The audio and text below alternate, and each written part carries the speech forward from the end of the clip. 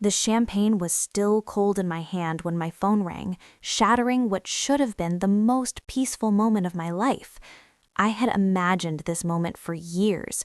30 long years of 14-hour workdays, airport lounges, endless meetings, and the constant hum of stress humming behind every decision. All for this: retirement and the house. The beach house sat perched on the dunes of the Outer Banks like something from a postcard. Weathered cedar siding, floor-to-ceiling windows, and wide wooden decks wrapped around the entire structure so you could watch the ocean from almost every room. 6,000 square feet of space. Space for quiet, space for peace, space to finally breathe. The Atlantic stretched endlessly in front of me, waves rolling toward the shore in slow, rhythmic patterns that felt almost hypnotic. The breeze carried the smell of salt water and seagrass, and for the first time in 3 decades, my schedule was empty. No board meetings, no investor calls, no emergencies, just the ocean. I raised the champagne glass toward the sunset in a quiet toast to the version of myself that had survived the grind long enough to reach this moment. Then my phone rang. The caller ID said Brandon, my son. A small smile crossed my face as I answered. Of course he was calling. Maybe to congratulate me. Maybe to ask when he and Melissa could come visit. Maybe even to say something simple like, "I'm proud of you, Mom." But the moment I answered, the tone in his voice erased that hope instantly. "Mom?" No greeting, no warmth, just the clipped, impatient tone of someone who had already decided how the conversation would go. "Yes, Brandon?" "We need you to move to the guest room upstairs." I blinked slowly. "I'm sorry?" "Melissa's family is flying in tomorrow morning for a 2-week vacation. Her parents, her sister's family, and her brother with his girlfriend." He paused briefly. "That's 11 people total." I waited for the punchline. It never came. "They'll need the master suite and the main bedrooms," Brandon continued. "The guest room upstairs has an ocean view too, so you'll be fine there." For a moment, I genuinely thought he had to be joking. Then the realization hit me. He wasn't joking. I laughed, not because anything he said was funny, but because the entitlement was so staggering it felt surreal. "Brandon," I said calmly, "this is my house. If you and Melissa want to vacation here, we can work out dates that make sense." There was a pause on the line. Then he sighed. The same frustrated sigh people use when they believe someone else is being unreasonable. "Mom, you don't understand. The flights are already booked. They're expecting to stay there." The words settled into the air between us like something heavy. "You booked flights," I said slowly, "before asking me?" "Well, yeah," he replied. "It's a huge house, and you're there alone." Something in his tone shifted slightly. "You've got all that space," he added. "It's selfish not to share it." Selfish. The word echoed inside my head. Selfish. After everything I had done for him, the memories rose automatically. Business school tuition, the failing restaurant I bailed out, the graphic design company that nearly collapsed, the mortgage payments I quietly covered when he and Melissa were struggling. Every sacrifice stacked neatly in my mind like old files in a cabinet. "Brandon," I said quietly, "I bought this house to relax and enjoy my retirement. I'm not running a hotel."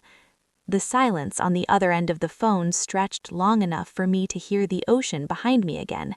Then his voice changed, colder, sharper. Suddenly, he sounded disturbingly similar to his father during the worst moments of our divorce. "Look," he said flatly, "you've got this giant house all to yourself. It's unreasonable not to share it with family. And if you're going to make things difficult—" He paused. The next sentence landed like a punch. "I heard there's a very nice assisted living facility just down the coastal highway." For a moment, I said nothing, because suddenly this conversation wasn't about vacation plans anymore. It was about power. My own son was threatening to question my independence just to get control of my house. A younger version of me might have cried. Another version might have called him back and tried to argue, but 30 years of business had taught me something important. The most effective victories come from patience. Let your opponent think they've already won, then change the board.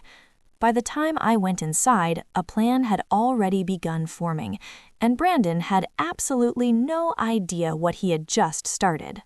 The day my house was taken over. The next morning, I woke up earlier than usual. For a few seconds, I forgot about the phone call with Brandon the night before.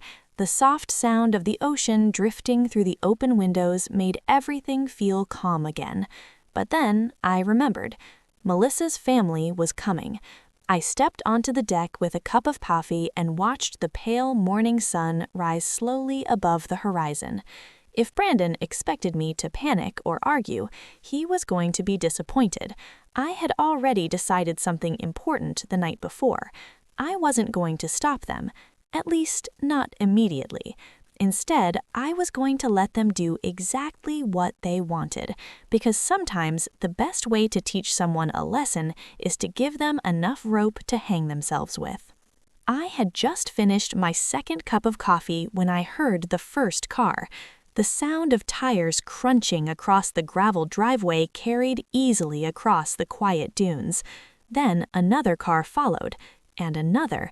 By the time I walked to the upstairs window, 7 vehicles had pulled into my driveway. 7. The doors opened one after another like a parade. People climbed out carrying suitcases, coolers, beach bags, and folding chairs. From above, the scene looked like a hotel arrival. Melissa stood near the front steps directing everyone like an event coordinator. "Rachel, the upstairs bedrooms. Kevin, grab the cooler. Mom and Dad, get the master suite." The master suite. My bedroom. No one knocked. No one hesitated. They simply walked inside. I slipped on a robe and slowly made my way downstairs.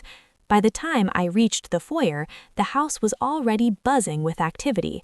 Suitcases rolled across the polished marble floors. Children ran down the hallway shouting excitedly. Someone opened the refrigerator. Someone else was already asking about the Wi-Fi. Melissa turned and noticed me standing near the staircase. For a split second, she looked surprised. "Oh," she said. Then she recovered quickly. "Eleanor, good morning." Her smile was the kind people use when they're trying to look polite while already getting their way. "Brandon said you'd moved upstairs already," she added cheerfully. "Good. The master bedroom gets the best morning light, and Mom's arthritis really needs the ground floor room." Before I could even respond, her parents walked past me. They didn't introduce themselves, they didn't greet me, they simply rolled 2 large suitcases straight down the hallway toward my bedroom. Melissa's mother opened the door without hesitation.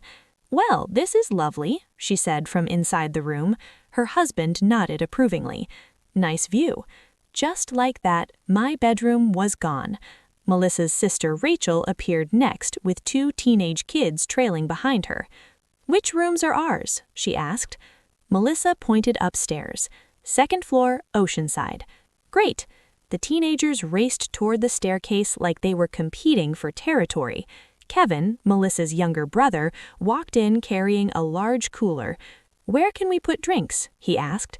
"In the kitchen," Melissa replied. I followed them slowly. The kitchen that had been spotless the night before now looked like a grocery store aisle after a storm. Bags were everywhere, the refrigerator door hung open, and Melissa had already begun opening my cabinets. "Oh, good," she said when she saw me. "You're up. I hope you don't mind, but we brought some food supplies."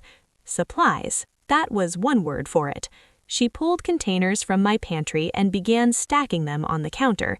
"We'll need some refrigerator space," she added casually. "Mom's on a special diet and the kids are picky eaters." I watched in silence as she began removing my groceries from the fridge. Milk, fruit, leftovers from the dinner I had planned to cook that night. All of it went into a cardboard box she found in the recycling bin. "Where would you like me to put these?" I asked calmly, holding the box. Melissa barely looked up. "The garage fridge should be fine." Of course, Brandon had told her that, too.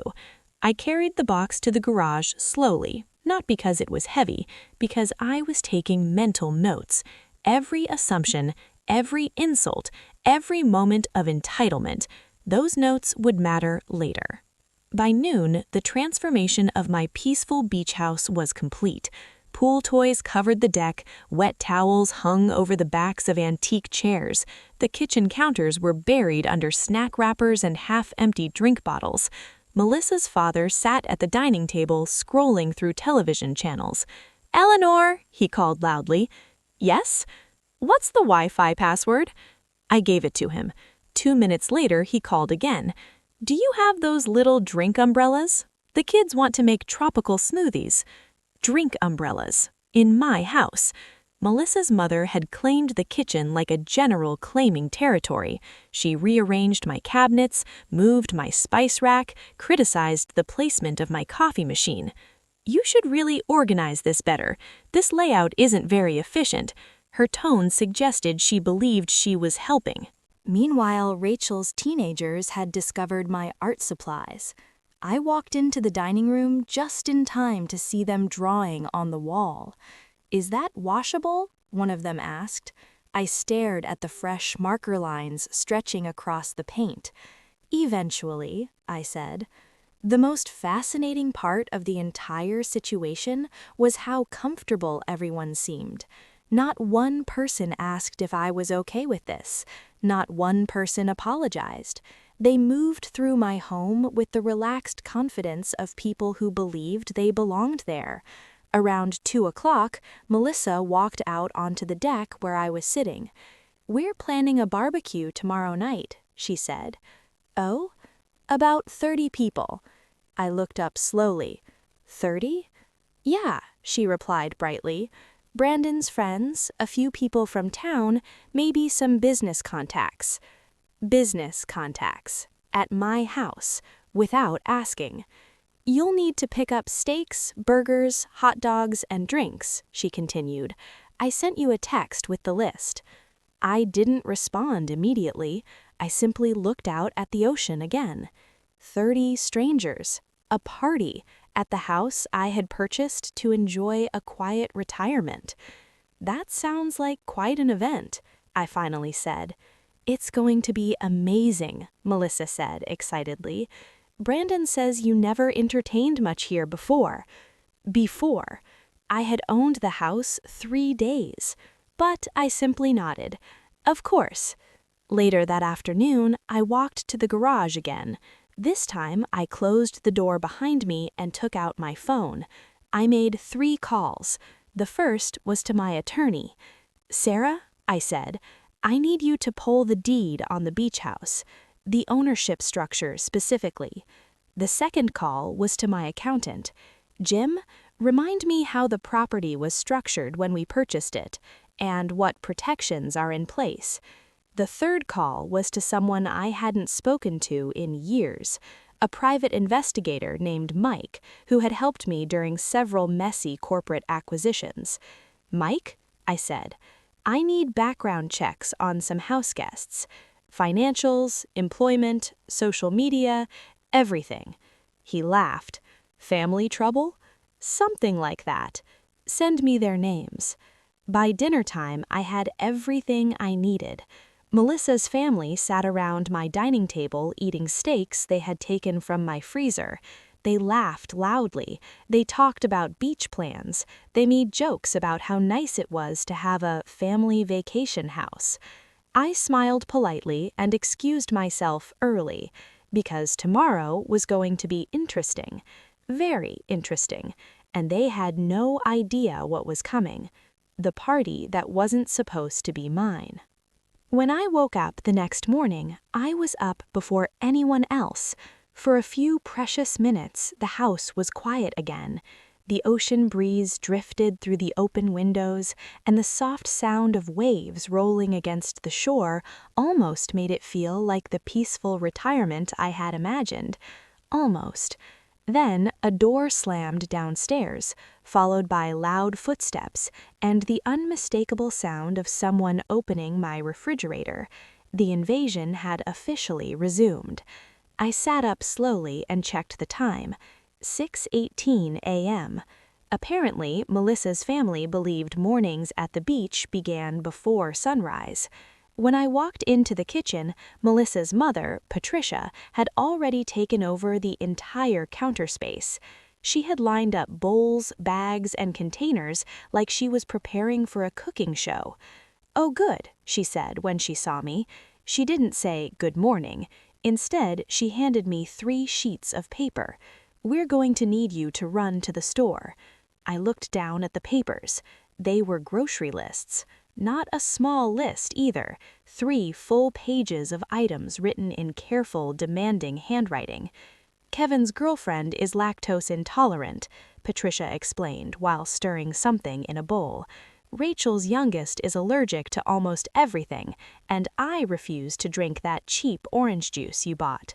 I glanced at the highlighted items: organic coconut milk, gluten-free bread, imported fruit, expensive almond yogurt, even specialty mineral water. "This brand only," Patricia added. "The other one tastes flat." For a moment, I simply stood there. 30 years in the corporate world had taught me to recognize entitlement when I saw it. But this was something else entirely. This was the kind of entitlement that came from people who had never been told no.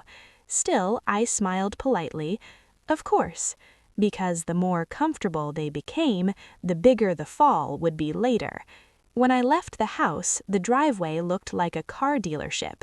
7 vehicles already filled the space, and when I returned an hour later with the groceries they demanded, I discovered something new. 2 more cars had arrived. Apparently, Rachel had invited a friend and her boyfriend to join the vacation. No one had asked me. Of course. Why would they? The moment I stepped inside, I heard music playing loudly in the living room. Kevin had rearranged the furniture to face the television. The couch was now pushed against the wall. My reading chair had been moved near the window, and someone had draped a wet beach towel across the armrest. "Perfect setup," Kevin said proudly when he saw me. "Game night is going to be great in here." Game night? In my living room? Melissa walked past carrying a box. "Oh good, you got the groceries," she said. "Just set them in the kitchen." She barely glanced at me before continuing down the hallway. I followed slowly. Inside the kitchen, Patricia began unpacking the bags immediately. She examined each item like a strict inspector. "This will do," she muttered. Then she turned toward me again.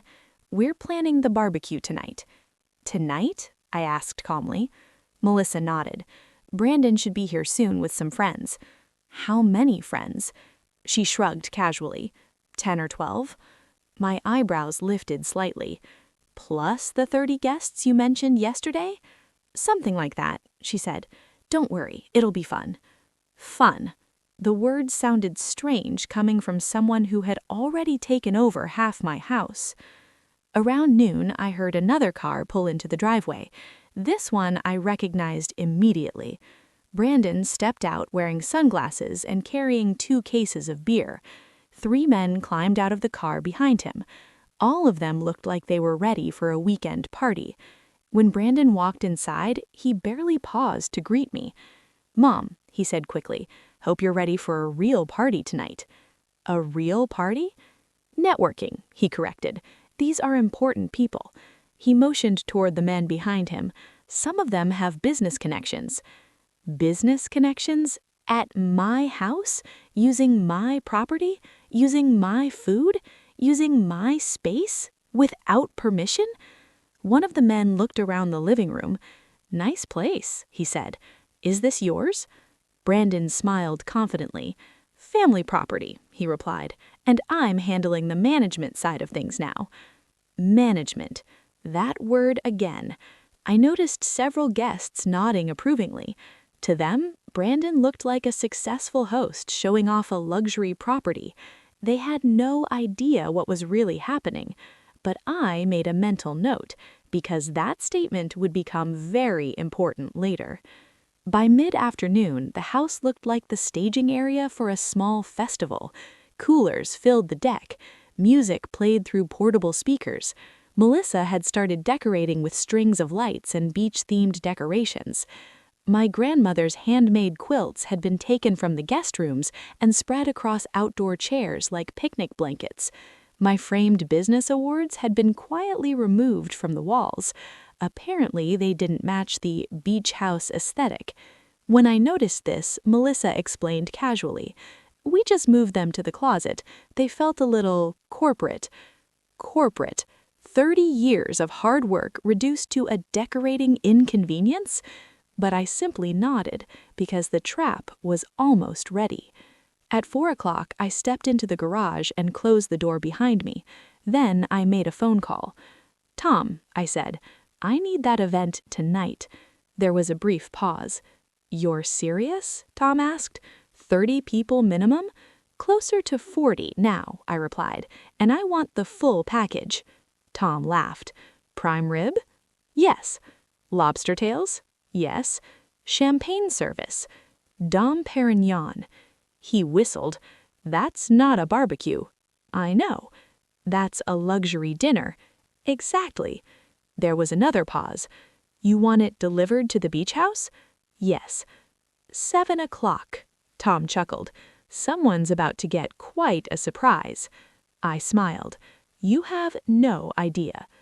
As the sun began to set, the guests started arriving. Luxury cars filled the driveway. Mercedes, BMWs, Range Rovers.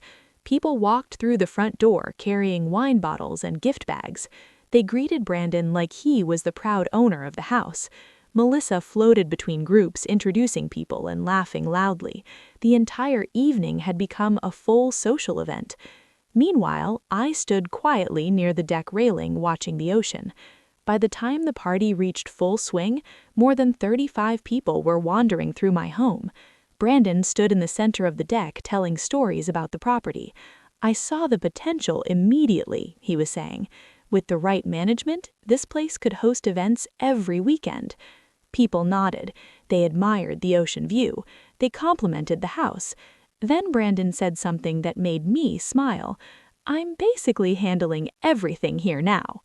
My mom's retired, so I'm taking care of the business side. Perfect. That was exactly what I needed him to say, because right on cue, a large catering truck pulled into my driveway. Then another, and another. Uniformed staff began unloading tables, silver trays, and champagne buckets. The music on the deck slowly faded as guests turned toward the driveway. Confused murmurs spread through the crowd. Melissa frowned. "What's that?" I stepped forward calmly. "Oh," I said, "that's dinner." The night the trap closed. The moment the first catering truck stopped in front of the house, the entire party shifted. Up until then, the atmosphere had been loud and casual. Music played from Kevin's speakers, people laughed on the deck, and several of Brandon's guests were already helping themselves to drinks from my bar. But the sight of 3 large catering vehicles pulling into the driveway caught everyone's attention. Conversations slowly faded. Guests turned toward the driveway, curious. Uniformed staff stepped out of the trucks wearing crisp black and white service uniforms. They began unloading equipment with quiet, practiced efficiency. Silver trays, white linen tablecloths, crystal glasses packed carefully in foam crates, a portable cooking station. Within seconds, the casual beach barbecue Brandon had planned started looking very different. Melissa stepped closer to me, frowning slightly. "What's going on?" she asked. "Oh," I said pleasantly, "that's dinner." Her eyebrows lifted. "Dinner?" Before she could ask anything else, a tall man wearing a dark suit walked up the deck steps holding a clipboard. I recognized him immediately. Tom Morrison, owner of Morrison Premium Events. He had catered corporate galas for some of the largest companies on the East Coast. Tom spotted me and smiled. "Miss Sterling," he said warmly, "where would you like the champagne station?" The words carried clearly across the deck. Several guests nearby turned to look at us. Right by the pool, I replied. And please make sure everyone gets the Dom Perignon. Brandon's head snapped toward me. The what? The Dom Perignon, I repeated calmly. The good champagne. Tom nodded approvingly. Excellent choice. He signaled to his staff, who immediately began arranging tall glass champagne buckets filled with ice. Within minutes, elegant glass flutes lined the serving table. Guests started whispering. Even the people Brandon had invited understood what Dom Perignon meant. It wasn't casual champagne. It was expensive, very expensive. Meanwhile, the catering team continued transforming my deck. Long tables appeared. White linen cloths spread across them like sails. Crystal glasses sparkled in the fading sunlight. Silver serving trays reflected the ocean view. Brandon walked toward me slowly. "Mom," he said quietly, "what exactly is happening?" I smiled gently. "Your dinner party." "But we already bought steaks." "Oh, don't worry about those," I replied. "We'll save them for another time." Tom approached again. "The prime rib will be ready in about 30 minutes, he informed me, and the lobster tails are being prepared now. More murmurs spread through the crowd. Prime rib, lobster tails. This was no backyard barbecue. This was a luxury dining event, and everyone knew it. Brandon's smile had completely disappeared. "How much is this costing?" he whispered. "Don't worry," I said sweetly. "It's all being handled." That wasn't exactly a lie, just not in the way he expected. Within 30 minutes, the transformation was complete. The casual party Brandon had planned now looked like a 5-star private event. Servers moved through the crowd carrying trays of appetizers. Champagne flowed freely. Soft lighting from the newly installed lanterns gave the deck an elegant glow. Guests who had expected burgers and beer now found themselves attending a luxury dinner event overlooking the Atlantic. People were impressed, very impressed. "This is incredible," one woman said to Brandon. "You really know how to host." Another guest clapped him on the shoulder. "I didn't realize this place was set up for events like this." Brandon forced a smile. "Yeah, we're exploring some possibilities." I almost laughed at that, because he had no idea what possibility was coming next. Dinner was served just after sunset. The catering staff worked flawlessly. Plates of perfectly sliced prime rib appeared before each guest. Butter-glazed lobster tails followed, fresh vegetables, imported wines. The entire evening felt like a corporate gala. Brandon looked more uncomfortable with each passing minute, because he knew exactly what something like this would cost. By the time dessert arrived, the crowd was buzzing with excitement. People complimented the food. They admired the house. They congratulated Brandon for hosting such an impressive event. Melissa smiled nervously beside him. She kept glancing at me as if trying to figure out what game I was playing. But the best moment came after the guests began leaving. One by one, luxury cars pulled away from the driveway. People thanked Brandon enthusiastically. "Fantastic evening. Beautiful property. You'll have to host again soon." Eventually, only family remained. Empty champagne bottles lined the tables, the ocean breeze rustled the white linens, and the catering staff finished packing their equipment. Tom approached me with a polite nod. "Everything went perfectly," he said. "Just one last thing." He placed a large envelope on the kitchen counter, the invoice. Then he turned and left with his staff. The house fell quiet. Brandon stared at the envelope like it contained a bomb. Slowly, he opened it. I watched his face carefully as he read the number printed at the bottom. His eyes widened. "What?" he whispered. Melissa leaned over his shoulder. Her face went pale. "How much?" Patricia asked from the doorway. Brandon swallowed hard. $15,000. The room went silent. No one spoke. Even Kevin stopped scrolling on his phone. Finally, Brandon looked at me. "Mom," he said carefully, "there must be some mistake." I tilted my head. "Mistake? We can't afford $15,000 for one dinner." I took a slow sip of coffee. "That's strange," I said thoughtfully. I was under the impression you were managing this property now." His face froze. "What?" "Well," I continued calmly, "that's what you told everyone tonight." Several family members glanced at Brandon. Patricia looked confused. Melissa looked horrified. "You said you were handling the business side," I added, "and since this was your event, I assumed the expenses were yours as well." Brandon's face drained of color. "You set this up," he said slowly. "I simply supported your dinner party," I replied. The silence stretched painfully across the kitchen. Then Brandon whispered the one sentence I had been waiting for. "Mom, we can't pay this." I smiled gently. "Oh," I said, "I know." And that's when my phone rang. The truth finally surfaces. The silence in the kitchen had become almost unbearable. Brandon still stood there holding the invoice in his hands like it might somehow change if he stared at it long enough. $15,000 for one dinner. Melissa looked like she might faint. Her mother, Patricia, was whispering something angrily to Kevin near the doorway, and I stood calmly by the counter, sipping my coffee. Then my phone rang. The sound echoed through the quiet kitchen. I glanced at the screen. Unknown number. Perfect timing. I answered and placed the call on speaker. "Hello?" A professional woman's voice came through the phone. "Hello, is this Mrs. Eleanor Sterling?" "Yes, it is." "This is Janet Morrison from Coastal Properties Real Estate. I'm calling regarding the Outer Banks Beach House listing." Every head in the room lifted. Brandon froze. "I'm sorry," I said calmly. "The beach house listing?" "Yes," Janet continued politely.